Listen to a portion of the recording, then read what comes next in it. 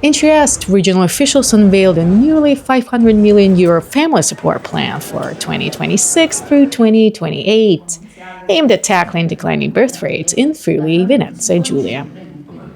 The package includes monthly maternity payments of up to €500 for young mothers during a child's first year, as well as housing grants covering up to half the cost of a first home for eligible women under 30. Friuli Venezia Giulia Governor Massimiliano Fedriga said the measures also intended to encourage integration among non-European mothers from cultural backgrounds where women may face greater barriers to employment and independence. Che non fa figlio, la città destinata a morire.